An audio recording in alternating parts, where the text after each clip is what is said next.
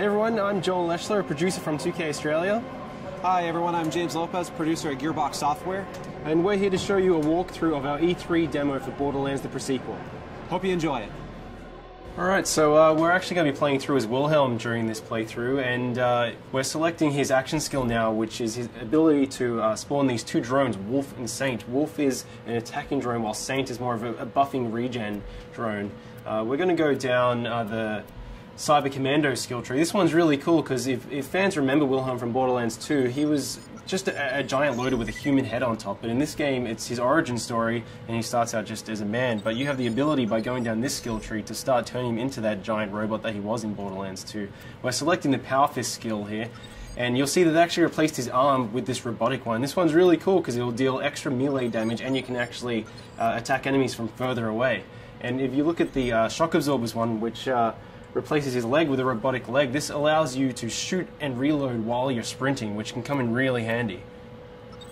The Meteor Slam is also really useful because the butt stomp or ground pound or slam or whatever we're calling it today is really, really powerful in Borderlands the Pre-Sequel. When you're playing in low gravity, you're able to do this huge amount of damage when you slam down to the ground. And that's about all the skill points we can use right now, but we're pretty close to leveling up again. So when we do, we're going to show you the Vengeance Cannon, which is Wilhelm's capstone skill inside the Cyber Commando tree. Yeah. We have a look here, we actually just shot an air geyser, and when these are shot, they shoot out this oxygen which replenishes your Oz kit, but it also propels you up in the air. And the higher you get, the more damage you can do from your butt stomp. So if you hold that crouch button, you slam down on the ground, you deal this huge amount of damage to enemies on the ground. Yeah, geysers are a great way to do a slam immediately instead of having to kind of like prime yourself for it. You can hop on one of those and just immediately move off it and slam someone into oblivion if you want to. Here's another example of how the levels are informed by low gravity in Borderlands the Pre-Sequel. You're able to do these massive leaps and bounds, and really you have a lot more freedom as a player. The scope of travel has increased so much. And we're able to use the air boost by venting some oxygen. You're actually able to go even further by propelling yourself forward or even higher.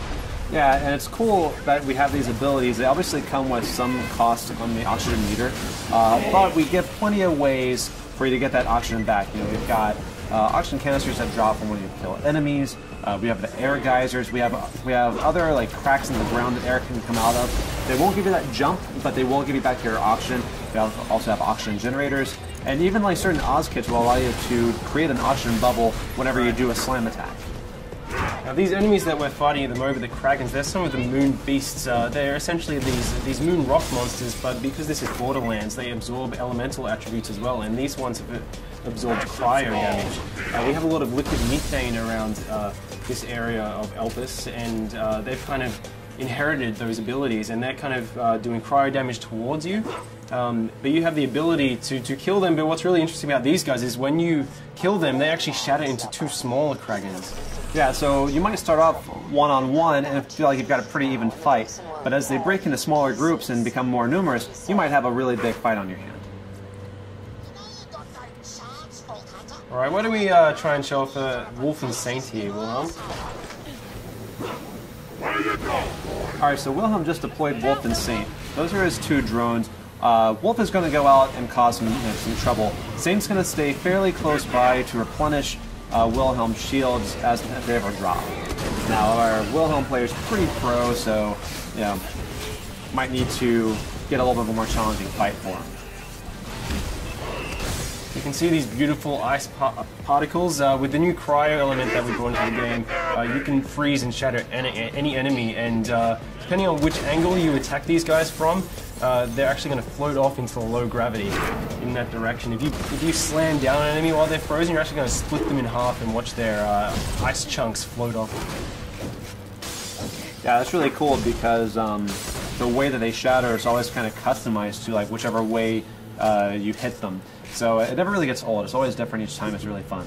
Now, our current objective in this particular level is to redirect some liquid methane. We need to get to the Drakensberg, which is this derelict Dahl ship where we've been informed there's a military AI that we can use. Jack wants to build up this robot army. He needs this military AI to use it. So we're currently trying to redirect this methane to cool off a lava river.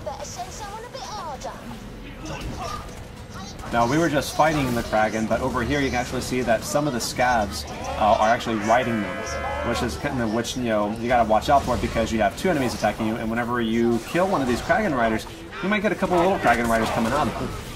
You see, Wilhelm was also using these jump pads, so along with the oxygen geysers, we have these dial jump pads which are placed throughout the levels, and some of these shoot you straight up into the air, and other ones kind of propel you really far forward. Again, if you manage to chain some of these together, you can get really, really high and do a slam which does a massive amount of damage. Look at some of these guys, you'll see that some of these scavs have this sort of orange bubble over their head. That's their oxygen bubble. That means that if you crack that bubble, then they're going to take oxygen damage because they're not able to breathe. Which is a really cool way because you can kind of do a hit and run. You don't have to worry about necessarily about finishing them off if you're taking too much heat. You can just wait for them to asphyxiate. But some of these guys also have shields and air bubbles, and so they're a little more of a stronger fight. You have to watch out with those guys because they're more dangerous. So you can see that's an example of one of the dialed jump pads which shoots you really far forward. And here we have some of the dialed jet fighters, and they're going to fly around and try and do a huge amount of damage to you. And Wilhelm is doing pretty well. Yeah, that was a spot-on hit. That was really good. Oh no, but you fell off the side. That's okay because we've got plenty of jump pads. We have a lot more verticality in Borderlands now than we ever did before.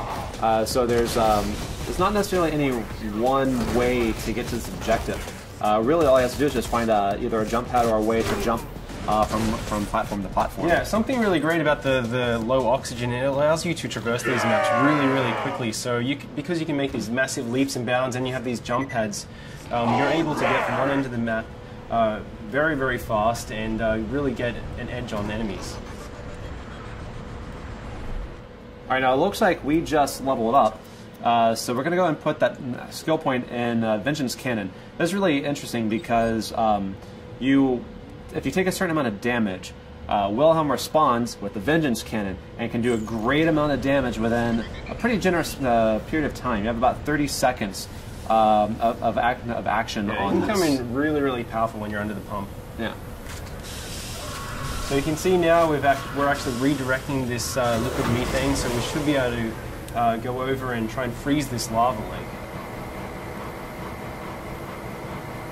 Alright, so once this pipe connects, we actually have another route on how we can get to the next objective. You could just go down to the ground if you wanted to, but because of the verticality in the pre-sequel, we can actually continue along this path here. All you have to do is have the option to make the jump, and then you can actually run along this pipe here. So there's plenty of ways to explore this map and get pretty much to anywhere you need to get. Yeah, it's really cool as well. Our level designers have built the map so, especially when you're playing co-op, you can have each player, they can approach each of these sites from different angles. So we could have taken that pipe all the way along while Athena went down by the ground and went over to the by the jump pad.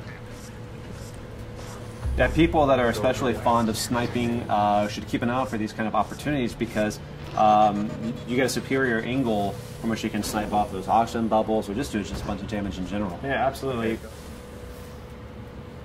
So we're going to continue along this way, and Athena's going to continue on the ground, and they're both going to, she's going to jump across this chasm here, and we're going to get on to the next big fight. Yeah, we should be able to ambush these guys by taking them from two different angles. Once Wilhelm, finds a way to jump over this.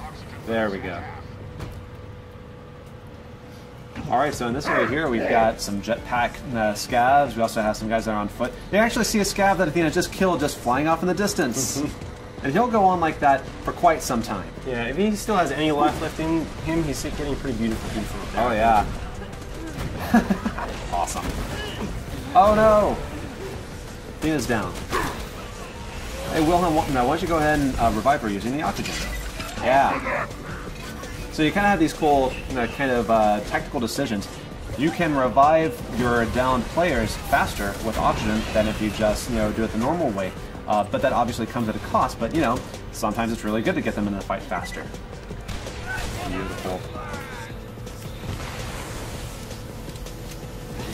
You can see we have these jetpack scavs, so all of the enemies on Elpis can take advantage of the low gravity just as much as you can. So if you're getting protection behind cover, they can actually jump over and stomp on you and invalidate your cover just like you can them. We really wanted this gravity system to go throughout every single feature in the game. We just did a pretty awesome butt stomp there. Yeah, that was solid. Here's some of our new vending machines that we're just kind of teasing as we run by them, but you can see more about them later on. All right, we're coming into the processing plant now. This is actually where you just directed the liquid methane to, and it's really important that you do this because we're going to use it to freeze a lava river so we can form a natural bridge that we can cross over to the Drakensberg in the next round. Now this has a lot of enemies in it. Definitely a good time to bring out Wolf and Saint. Yeah, try and use those jump pads to get a height advantage of the players as well. If you stomp down. He just shocked that scav when he did that ground pound because of his because of the Oz kit that he has. It's really cool because each Oz kit can have a variety of features on it. Some of them will do your basic oxygen extension, but some also add elemental attacks. Some will create oxygen bubbles whenever you do a slam. There's a lot of layers to them because it's really important to us that our gear be relevant and offer some really cool stuff. Obviously, these sort of varieties are really important to us. Whenever we added the ice elemental, this also is represented across all gear items. So you've got it in shields, you've got it in grenade launch, you've got it in guns, and we also have lasers. Lasers support all the elementals, so we've added even more bazillions of gear. Yeah, you can see right here we have an ice laser.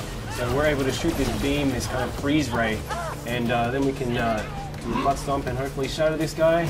Getting close. Nearly. Uh-oh. And the higher you get, the more damage you're going to do. So, very close. Can you just take out kill? Yeah. That's okay, though. It's always next time. So it looks like we cleared out the enemies here. Let's try and get that methane onto the lava river. Sir, I've got my best people working. It is Borderlands though, so you always have to loot. That's right. Let's take all of them over. Who the hell is Ninja. that? That is the 10-year-old boy we hired to help us. You're fired, John. You can see the Drakensberg out there in the distance, so that's our objective. We want to get to this crashed Dahl ship to get this military AI.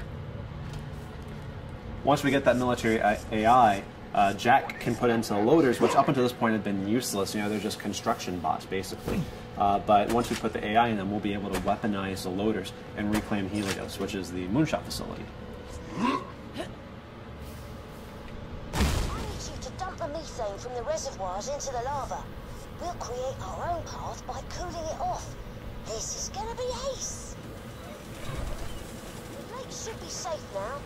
Let's get to the Drakensberg. Alright, success. So you can find that Let's make AI. our way over to the Drakensberg. Lads, looks like we're going to have guests over. The kind the bosun wants dead as quickly as possible. Of course, what would Borderlands be without a bunch of big baddies to have to fight? Yep, they just get bigger and bigger. I really like that he's an ice dragon, but he also has lava inside of him. Yeah, I see that all the time. Yeah, it makes sense.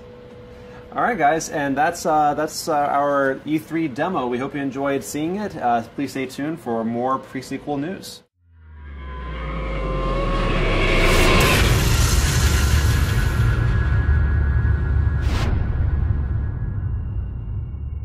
You coming?